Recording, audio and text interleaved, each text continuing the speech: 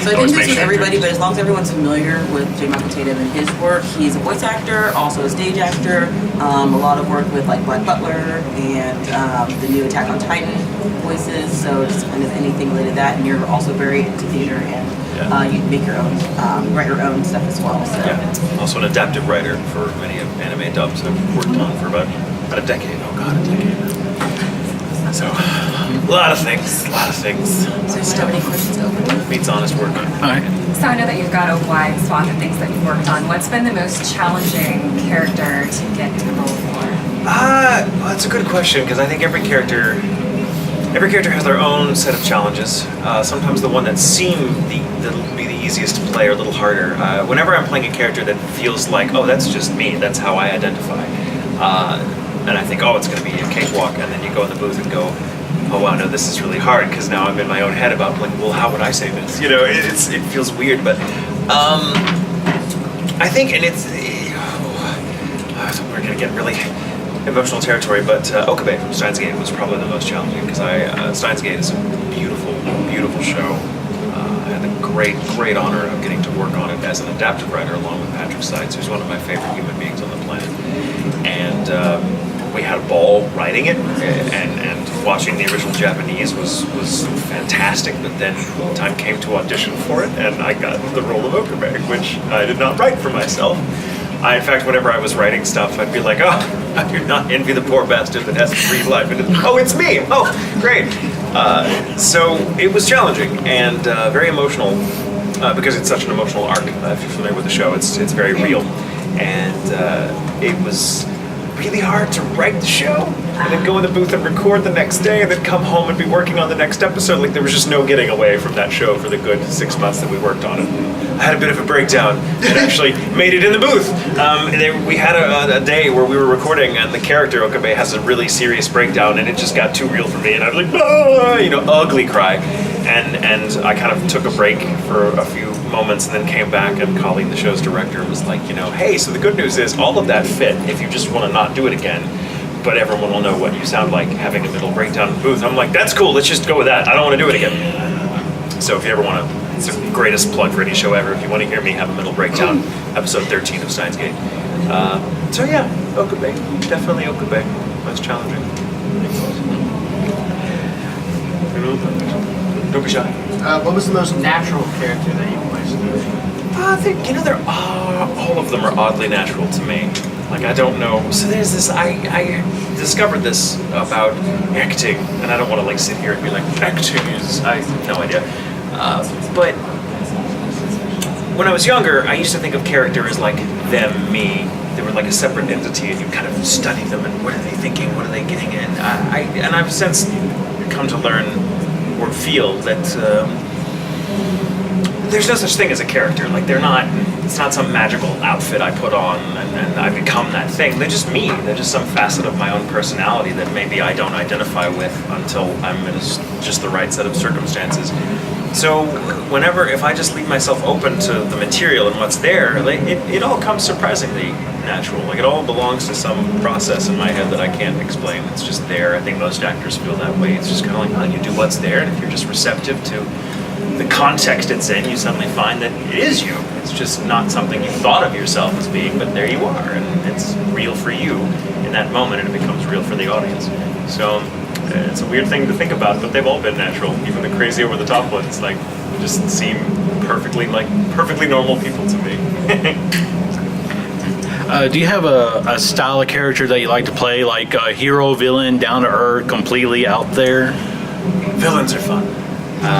Villains are fun. I mean, right? Because they're the, you know, you can say, oh yeah, villains are fun. Because, I mean, I think you gotta love the villain that's so self-actualized. They know what they want, and they don't give a damn, you know, and they're all, you know, we've all had someone cut in line in front of us, like at Starbucks, and we're like, oh, if I was a villain, I'd be like, you burn, and then destroy them, and then get your coffee. Yeah. And you would never do that in real life, so it's very liberating to play a villain who's just like, no, I'm entitled to this.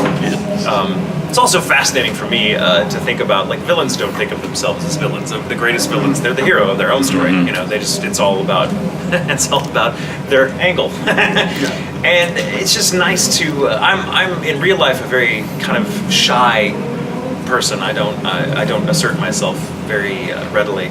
So I've always attracted to those villains who are super, like, they know themselves and they know what they want and they wear it boldly. There's an appeal to that sort of character because you're like, man, you're a complete bastard, but I like your style. So villains are fun. Yeah. Similarly, any character that's like the dark horse of the cast, like the one you're like, I don't know what your thing is. You're the mystery. I love playing those characters because they're just more, they're challenging for one because you have to kind of do more with less. The characters that don't say as much or that say, just the well-timed thing. There's so, it's just they speak more through silence than they do anything else. Those are the really challenging characters to play, and I love a good challenge. So, Cool.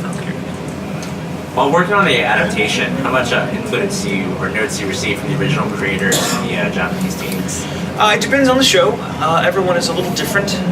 It also depends on, we're working on, for example, broadcast dubs, which has been the trend lately. For like the past 2 years I've been working exclusively on broadcast dubs.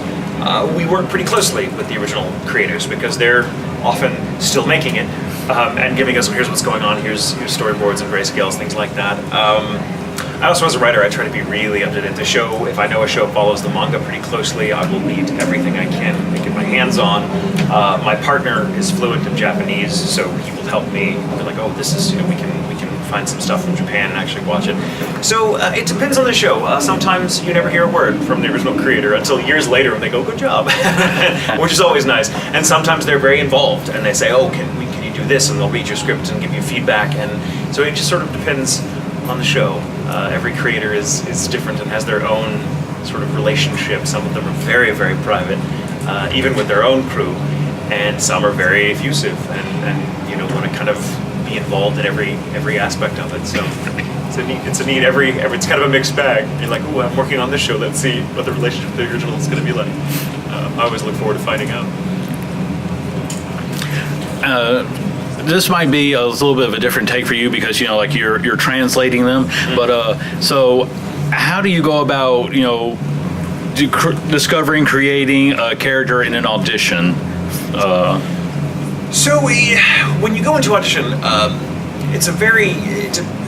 they're like you're talking like for like an anime dub, like that kind of audition. Mm-hmm. So that sort of audition is very different than other sorts of auditioning processes because I, for one, you just get called in and they say, hey, this is the name of the show, and just come in and look at the audition sides and you pick several characters to read for.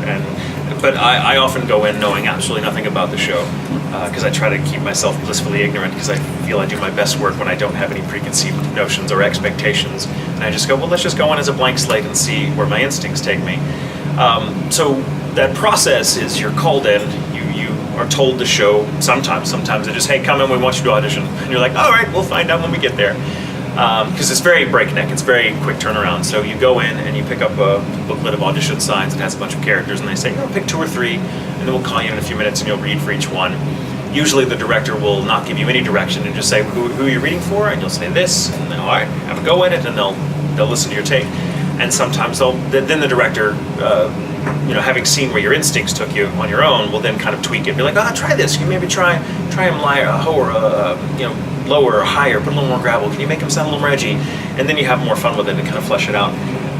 And then you go on to the next character and so on and so forth. So the process of trying to bring it to life, if you've done any anime recording in your life, you quickly develop a relationship with the tropes that you see in just about every show.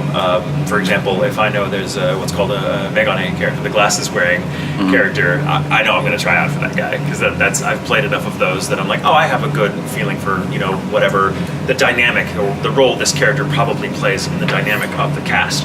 So I'll go in with a voice that I think matches that. And it's like any audition from that point forward, your instincts may be exactly what the director is like, perfect, that's exactly what I want. And sometimes I'll be like, no, that's not quite what I have in my head, so you're not the right role for it, which they never tell you just don't get the role.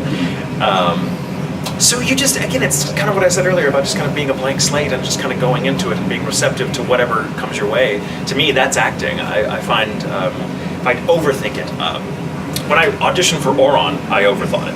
And I was very surprised that I got cast because Kyoya was the character I was most drawn to. When I watched the series, it was kind of early days for me as an actor, and I was working on the show as a time coder. So I had some relationship to it already, and I thought, wow, this is a really amazing show, and I love that character. And when the auditions came a few weeks later, I'm like, okay, okay, Kyoya, what would he think? What would he, what would he do? How would he say it? And I was too much in my own head. And so when I came in, I was, Kyoya should be suave and in control, and I was none of those things because I was too holding on to this idea of, what does it look like? And I learned that the best piece of advice I was ever given by any director who noticed I was very nervous when recording something, he said to me, and it was Chris Bevins, my first director and my good friend, he said, like, you're so nervous and you're wasting so much energy trying to not be nervous that you've got nothing left over for your performance. Just be nervous and just own it. Just let the character be nervous and see what that takes us. And I was like, oh, that was a wonderful, liberating direction, because I'm like, oh, I can just be nervous. I don't have to put any of my acting into trying to convince the director that I know what I'm doing. And so, whenever I audition, I just try to be like, whatever I'm feeling that day is how I'm walking into this. And if it works, it works. If it doesn't, I move on to the next audition. I hope that answered your question. Yeah, better than I asked it, actually. Thank God. Is it possible to catch any of your plays online? No. I wish, but yeah, no, that's theater for you. It's been a few years since I've done some theater because anime is my life now. So with broadcast schedules, there's just not a lot of time. But man, I really want to get back into it. There's Dallas as my home, and it's such a good theater scene.